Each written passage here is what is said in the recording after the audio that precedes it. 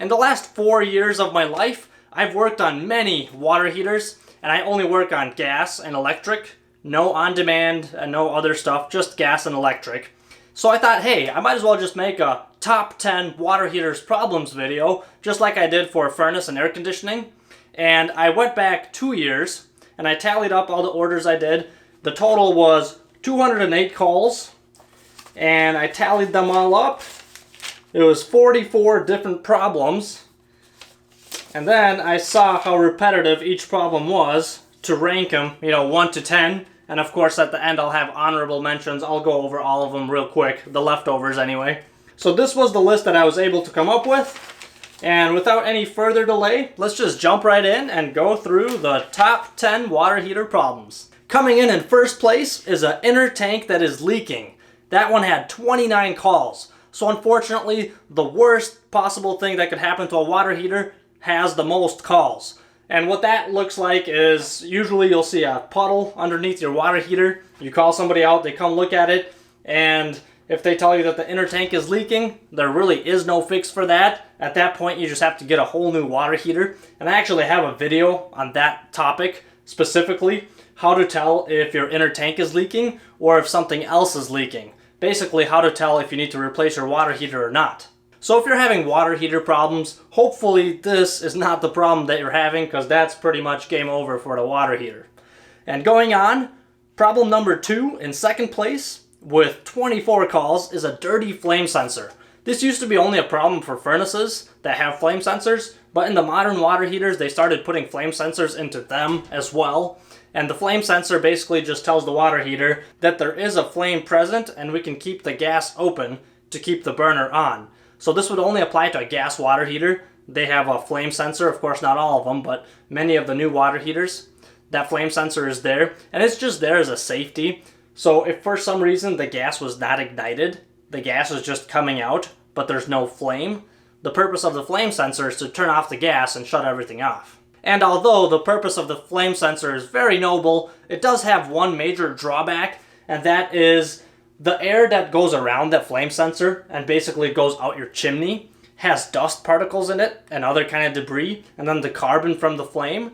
Eventually, it coats the surface of the flame sensor, and that actually tricks the flame sensor into thinking that your water heater, the flames are not on, and it shuts the whole thing off. And usually what that will look like, usually the water heater will have a sight glass on the bottom. If you're watching your water heater, if you reset the power to it, and you're watching it inside the sight glass, after you reset power to it, you'll see the igniter start to glow, and then the flames will light. They will stay lit for about 3 seconds or so, and then shut off. And then it'll try again. The igniter will glow again, it'll light for about 3 seconds, shut off. And it does that about 3 to 5 times, depending on what model water heater you have. After that, it goes into a lockout and it just sits there and does nothing. Some gas valves on the water heater will have a code that show you that it's a flame sensor issue. Other ones will not. And the fix to that problem is actually very easy. I mean, if you're comfortable with taking apart a little bit of your water heater, all you gotta do is turn off the gas and then take out the burner from underneath the water heater. Clean that flame sensor with just like a dishwasher scrubby, a Scotch-Brite pad. Clean the flame sensor and just the outer edge of the burner. Clean those up, put it all back together, and that should solve your problem. And in third place with 19 calls is a leaking pressure relief valve. And that one's pretty common, I do see that a lot. The pressure relief valve is this guy right here, and its purpose is to open up and let the water out of the water tank. And it's also a safety device. So if for some reason your burner turns on and it just stays on, it keeps heating the water, eventually that water is going to start to boil and turn into steam. And steam is very explosive. If you didn't have a TNP valve like this installed on your water heater, and that problem happened to you where the burner did not shut off, this water heater would just fly right out your roof.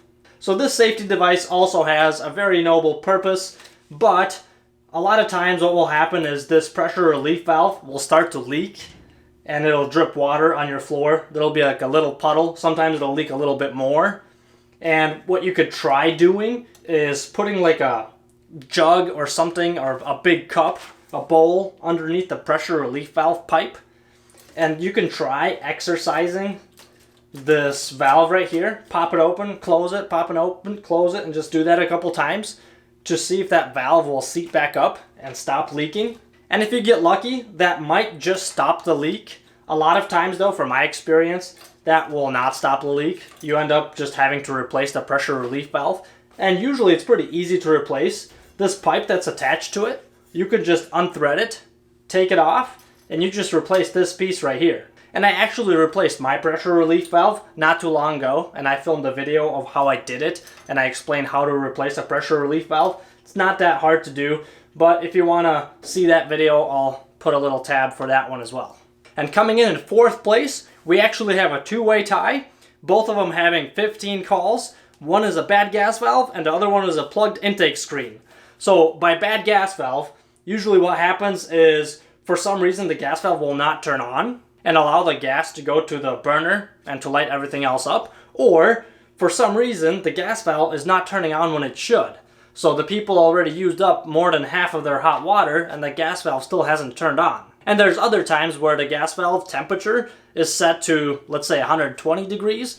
But if you measure the temperature with a thermometer out of a faucet, you're reading like 150. In that case, you know that the temperature sensor on that gas valve is off, and you have to just replace the whole gas valve. And one more scenario is when the gas valve, it usually has a main valve, and a lot of the gas valves will have a pilot valve where it sends gas into a smaller tube to the pilot. Sometimes the gas valve will not send gas into that pilot tube no matter what you do. In that case, you also just have to replace the whole gas valve. And the other one in fourth place is a plugged intake screen. A lot of water heaters, and I think this is mainly A.O. Smith water heaters, but there's quite a few models. They'll have an intake screen on the bottom of the burner. So there's a burner chamber on the bottom of the water heater, and on the bottom, below everything, there will be an intake screen. The one that I'm thinking about, the one that gets plugged up the most, looks like a honeycomb intake screen. So it's a big white thing with honeycomb looking holes in it. So it's sucking air from the bottom into the burner chamber and then out the chimney.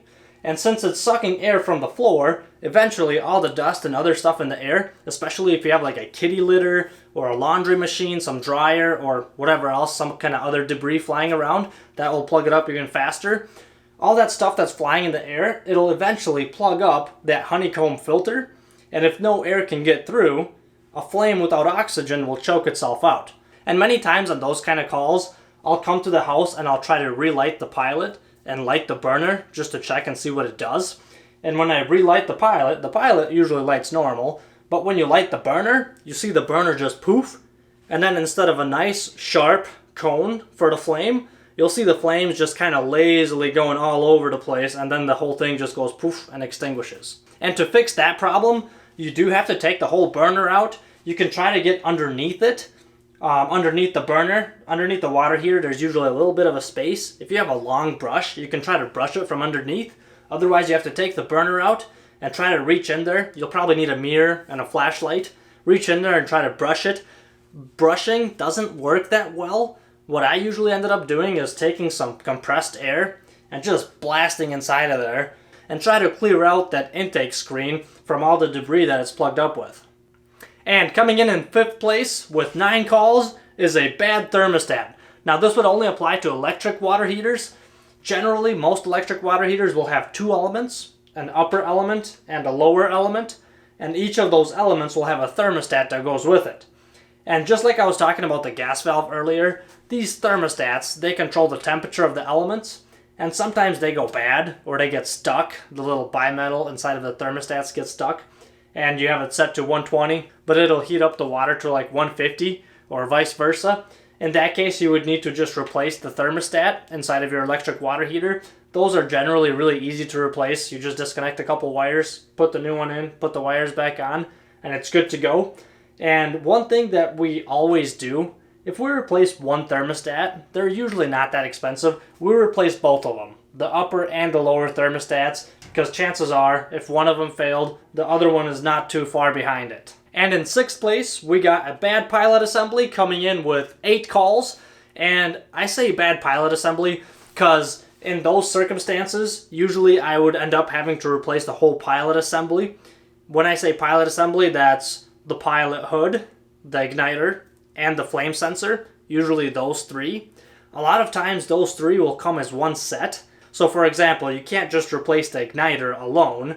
It comes all kind of melded together. So if you have to replace the igniter, you end up replacing the whole pilot assembly. Or perhaps the assembly got damaged somehow. Or like in my case, on my water heater, the thermocouple, it has a little fuse in line with the thermocouple that burns out if the burner chamber gets too hot. That fuse will burn out, and it's a one-time blow fuse. And just because of that one fuse, I had to replace the whole entire assembly, because I can't replace just the thermocouple with the fuse. Everything kind of came in one piece. And in 7th place, coming in with 7 calls, is a bad power vent motor. So a lot of those higher efficiency water heaters will come with that power vent motor on top of them, so it'll actually push the exhaust fumes out. It's not natural draft like I have. Whenever you see steel venting, that means it's a natural draft water heater. And whenever you see PVC, plastic venting, that means that water heater has a induced draft motor or a power vent motor on top of it. And those motors, just like any other motors, they do go bad. Sometimes I'll come out to a house and I'll put my hand on the motor and the motor is just super duper hot, yet it's not spinning. That means the motor is shot. You got to replace the whole assembly. And there's other times where the blower wheel, a lot of times it'll be just a plastic blower wheel. The blower wheel inside of there will break. Some of the fins will break. And that motor, as it keeps spinning, it just kind of self-destructs. In that case, those motors tend to get super loud. So if you have a power vent motor that is just making a racket, it's super loud, chances are you're going to have to replace that really soon. You might as well not wait till it completely fails and just go ahead and replace that. And in my notes here, I had 7 bad power vent motors, and I noted here that I had to revent 2 of them. So the thing about the power vent motors, usually they have the exhaust either on the left or the right. And sometimes, because the original motor is no longer available, it's replaced by like a Fasco or some universal motor. Sometimes the vent side or the exhaust side, instead of being on the proper side where the old one was, it'll be on the other side. And in those cases, you have to also buy some PVC pipe and fittings, and you have to reroute the pipe to match the new opening there. Okay, enough about the power vent motor. Let's move on to 8th place. There's actually a 3-way tie for 8th place, each of them having 6 calls.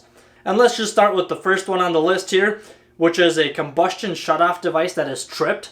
And this is I think this is primarily or only on Rheem water heaters. I don't remember for sure, but I think I've only ever seen these things on Rheem water heaters. And this combustion safety device, it's like a little ampule filled with who knows what kind of liquid. If the burner chamber inside of the water heater gets too hot, that little ampule blows up, and there's a spring underneath that ampule that holds a little lid that kind of bounces up, and it cuts off the supply or the intake air to the burner chamber, and that chokes out any flames, so you can't relight the pilot, and you definitely can't light the main burner. And most appliance parts stores will not carry those little ampules. You actually have to call the manufacturer, Rheem or whoever, and only they can ship you a new one of those. And when you call them, they ask for your address, your model, your serial, and then they make sure that you took care of the problem which caused that ampule to pop. Most of the time, it's a plugged intake screen. I've also seen really dirty burners cause those little ampules to blow up as well. But you clean the whole inner chamber out. If there's an inlet screen or an intake screen, clean that out as well. You replace that little fuse and everything starts working once again. And the second one in 8th place is where I simply had to relight the pilot. So for one reason or another, maybe it was a windy day, or if it's by like a hallway where they have a draft that could put out the pilot, sometimes the pilot just goes out for really no apparent reason. I relight the pilot and it stays on. I turn the burner on, that comes on. I turn the burner off just so the pilot stays on, and the pilot is still staying on. And I cycle it like that, 3 to 5 times to make sure that the pilot stays on. And if it's staying on, then I call it good and I go on my way. And I actually have a video of how to relight a pilot if your pilot light goes out. And of course, this only applies to people that have a standing pilot in their water heater, which means you have a little flame that's on 24/7 inside of your water heater all the time. And the third one in 8th place is a bad igniter. If you have an igniter inside of your water heater, that means you don't have a standing pilot. You have a more newer water heater. So a bad igniter is the thing that glows bright red and it lights your burner, or if you have an intermittent pilot, it'll light your pilot first. That will stay on for a little bit and then it'll light the main burner. But those igniters, just like on a furnace or on a dryer, those hot surface igniters, they do fail. And that's when the flame sensor gets an opportunity to actually do its job and turn off the main burner because it's not sensing a flame. On some water heaters you can replace just the igniter, but on many of the water heaters you actually have to replace an assembly. So it'll be an assembly of either just the flame sensor and the igniter, or it'll be an assembly of the flame sensor, the igniter, and a pilot hood all together. It's pretty rare when you can replace just the igniter alone. And coming in 9th place with 5 calls is a bad heating element. And of course this only applies to electric water heaters. They have 2 elements generally, sometimes they only have 1, but generally they'll have an upper element, lower element, and with time, just like anything else, those elements do fail. If you check them with a meter and they read OL, that means that element is bad and needs to be replaced. You just turn off the power, drain the water heater, you unscrew the element, put the new one in. Generally those sockets on those elements are really big and you need to have a deep socket, and they can be a bear to take apart. So if you have a breaker bar, you might need to use that. Take the old one out, put the new one in, and you should be good to go. So I replaced 5 of those, and let's just go ahead and jump right into the 10th place. And the 10th place actually has a 5-way tie. Each of them have 4 calls each, and I'm just going to go ahead and start from the top. The first one is a bad mixing valve. And a bad mixing valve, what I mean by that is, you know how some faucets have a hot and a cold 2 knobs? A mixing valve just means that those 2 knobs are combined into one, where they just have the one handle. And sometimes what happens is that handle, it starts to leak by. So usually when you have it set to hot, it'll seal off the cold side. And if you have it completely set to hot, it'll completely seal off the cold side. But sometimes those mixing valves, they start to go bad and they stop sealing completely, and the cold water is always leaking by. In those cases, I get a complaint where the customer will say, my water is just barely hotter than lukewarm, no matter how hot I set it. In those cases, usually I would go to a faucet, or I ask the customer, are you having this problem in the whole house or just the shower? Like, how about when you're washing dishes, if you're washing some cups or some plates in your kitchen? Or if you have another bathroom or some other faucet sinks, how about your laundry tub? Do you have hot water there, or is it just lukewarm there as well? So what I do is I take a draw test where I measure the temperature of the water coming out of a faucet for like 10 minutes. I actually have a video of how to do that if you're interested. I take a draw test, and if the draw test passes, then I know that the water heater is good. There's nothing wrong with the water heater, and most likely their problem is actually a mixing valve, either in the shower or somewhere else in their house where they have that one knob instead of the 2. And since I don't do any plumbing, at that point I tell them they'll need to call a plumber to get their mixing valve replaced to get that fixed. And the next problem in 10th place is no problems at all. So I would come out to a house and the customer says, my water heater, I don't think it's working quite right. Or maybe they say they're running out of hot water fast. I check out the whole water heater. I find nothing wrong. I cycle it, it's turning on and off like it should. I do a draw test and the water's coming out hot for a good 10-15 minutes. Nothing wrong there. They have a full tank of hot water. In that case, I tell them, hey, I checked out your whole water heater. I found nothing wrong at this time, and I'm on my way. And the next one in 10th place is a tripped flammable vapor sensor. And the flammable vapor sensor is a little white looking thing. Generally, if your water heater has it, not all water heaters will have them, it'll be on the bottom of the water heater. And if that thing senses any kind of odors that are flammable, so if you're painting in your home, if you're using oil paints, or if you're staining, if there's some kind of odor in the air, I've even seen kitty litter trip those things before. If there's some kind of odor in the air, that flammable vapor sensor can trip, and once it's tripped, the water heater will not work at all. In most cases, that flammable vapor sensor is resettable. You can just reset it and the water heater will work good. Of course, if you still have those odors lingering around, that thing is probably going to trip again. And then you can reset it again, and hopefully, eventually, whatever it is will air out and it'll stop tripping.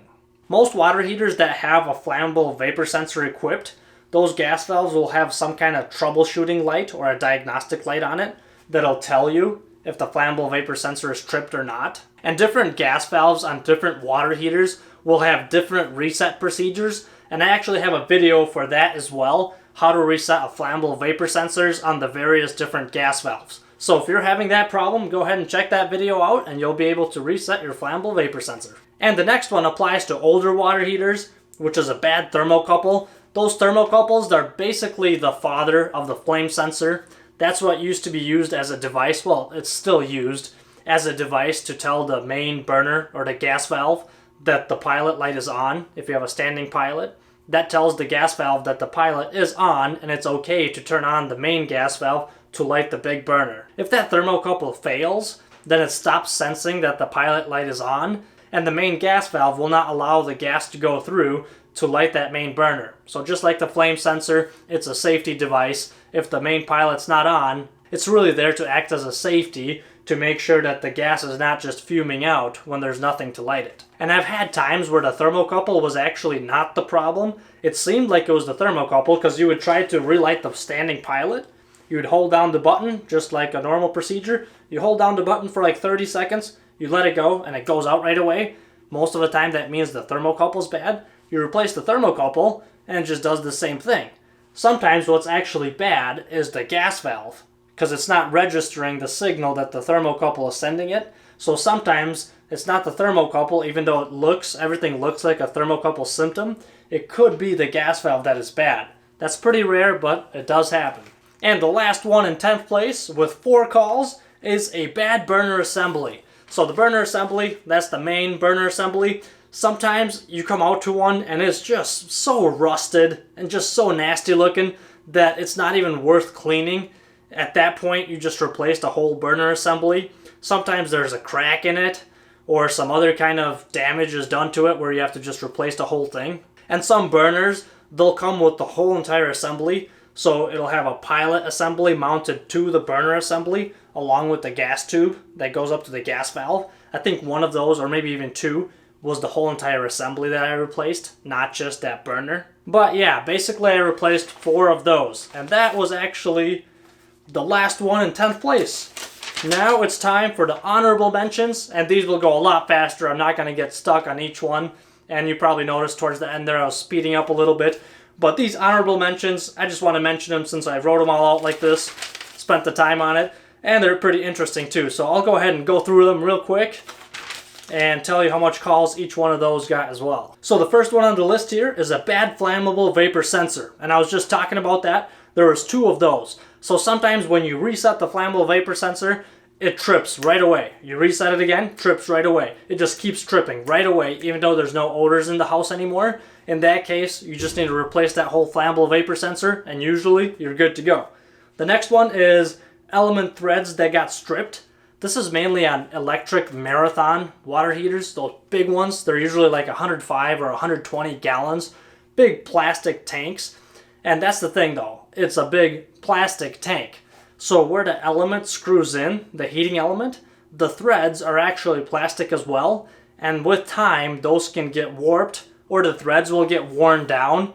In those cases, you could try to put Teflon tape, you know, that white plumber tape, on the heating element and try to put it back in. I've tried that before, but it just kept leaking.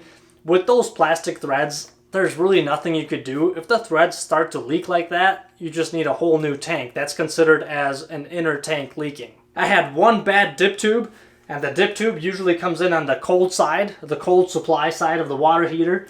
And it's a tube that's about, I don't know, 4 feet long, maybe 3 feet long.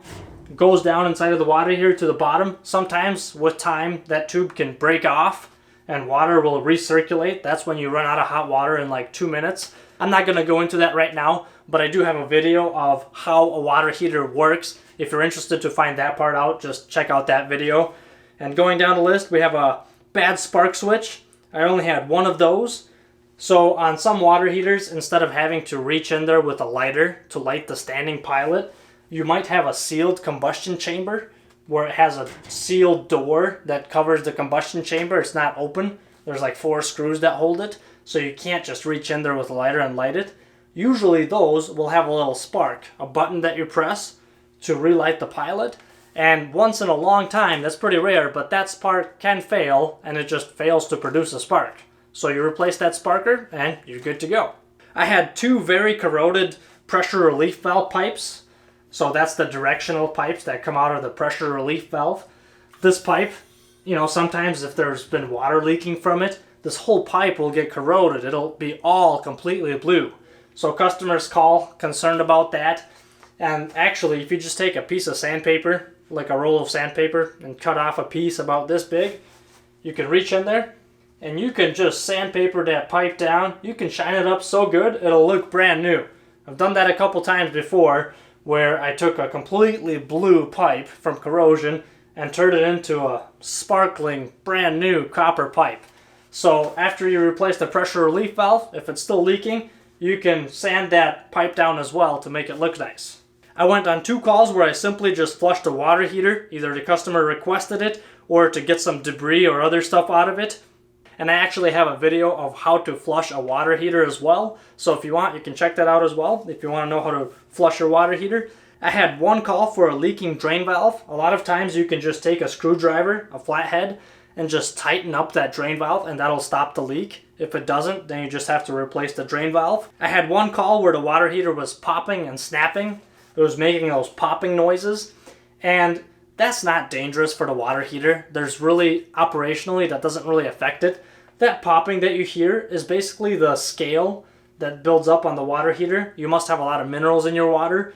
That starts to build up on the inside of the water heater, and when it starts to heat, that scale pops. I like to compare it to that white stuff that you see inside of a tea kettle, you know, that scale buildup. Pretty much the same thing happens to the water heater. I had 2 calls where the water heater had a collapsed baffle, and the baffle is inside of the water heater, in the middle of it. Once again, I have a video where I talk about how a water heater works. I go into detail of what that thing is and how it works, so I'm not going to talk about that here.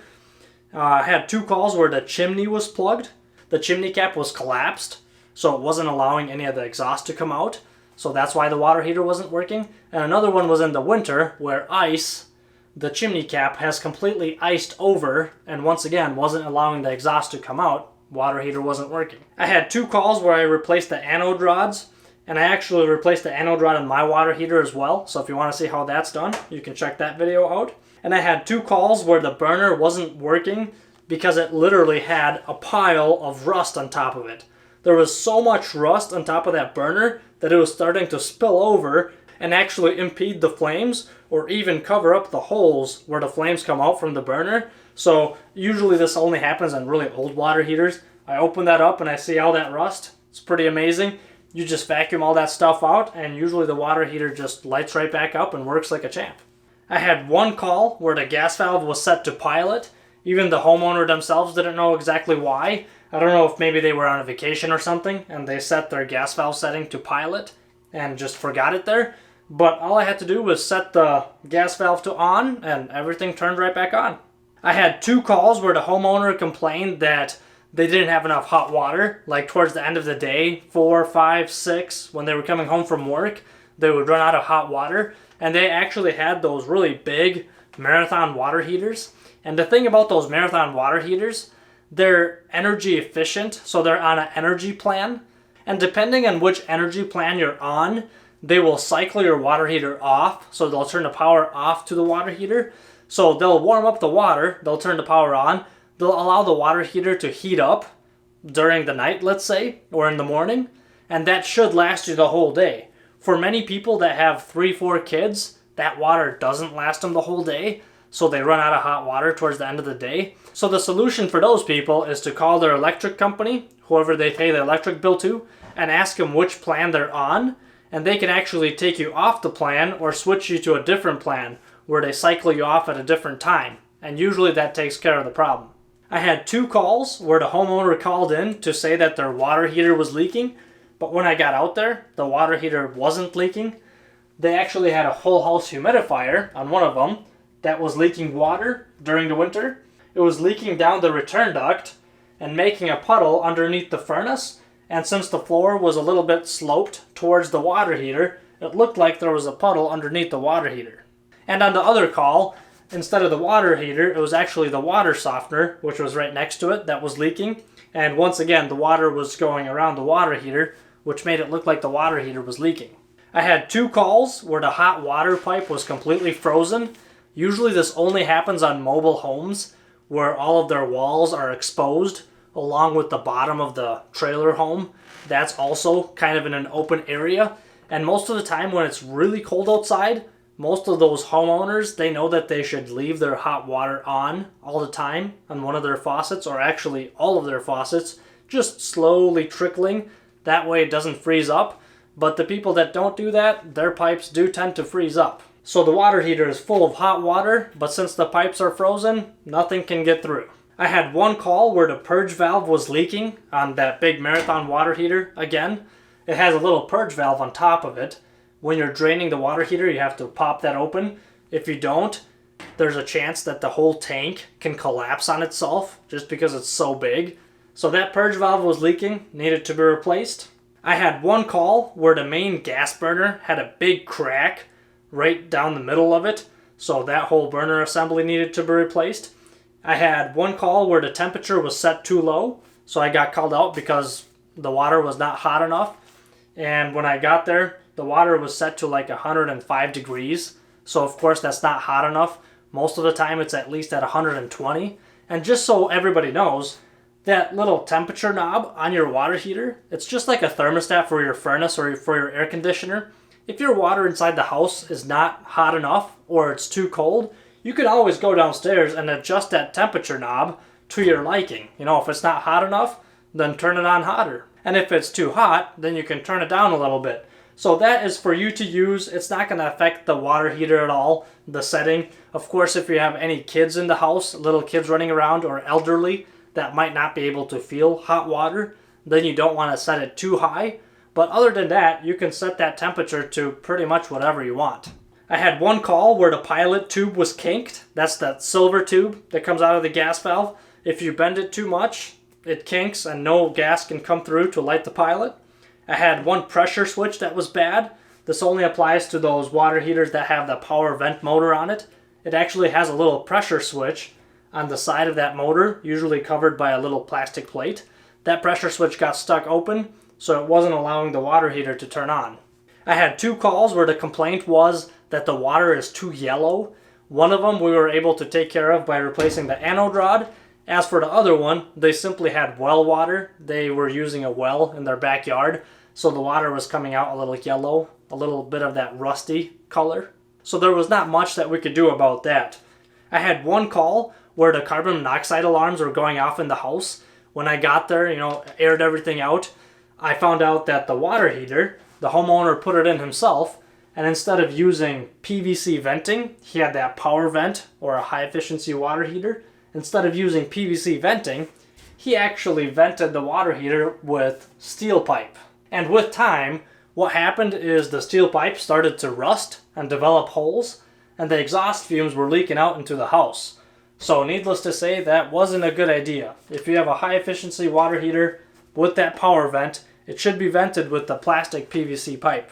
I had 2 calls where the knob on the gas valve was broken. One of it was actually leaking gas by, and the other one was just broken so you can't turn it. Most cases, you can't replace just the knob. You have to end up replacing the whole entire gas valve. So both of those gas valves were replaced and everything was good to go. I had 1 call on a mobile home where the intake pipe was completely blocked. This particular water heater, the intake had like a pipe going right through the floor of that mobile home, and it was sucking air in from the bottom, and that was completely plugged, so of course that choked out the flame and nothing was working. I had 1 call where the water pressure was too low, and generally, actually not generally, pretty much all the time, the water heater has really nothing to do with the water pressure. So if the water pressure is low, for example, the homeowner would be taking a shower and somebody would flush the toilet and the water in the shower would slow down to almost a trickle. There's definitely something wrong with that, and in that particular case we found out that the city water pressure regulator was bad, so they just had to call the city or whoever they pay their water bill to, and they came out, replaced that regulator, and the pressure was stabilized. And the very last honorable mention is actually a pretty interesting one. I came out to a water heater. It was one of those water heaters with the power vent on top of it, and it was completely not working. So I checked for power at the water heater, nothing. So I unplugged it. Usually those power vent water heaters, they'll have a power cord going out to them. A lot of times the outlet will be on the ceiling where it's plugged in. So I unplugged it and stuck my meter leads inside of the outlet, and I was getting no power at the outlet either. So I thought, okay, maybe the circuit breaker's tripped. Check the breakers. None of the breakers are tripped either. So I go back down to the water heater and I'm kind of scratching my head. And I started asking the homeowner, when did this happen? How did it happen? Did anything else happen? And he just casually mentioned that, oh hey, my lights over here stopped working as well. And when he said that, a little light bulb went off in my head, and I thought that for sure it has to be a GFI, a ground fault interrupter on one of the outlets.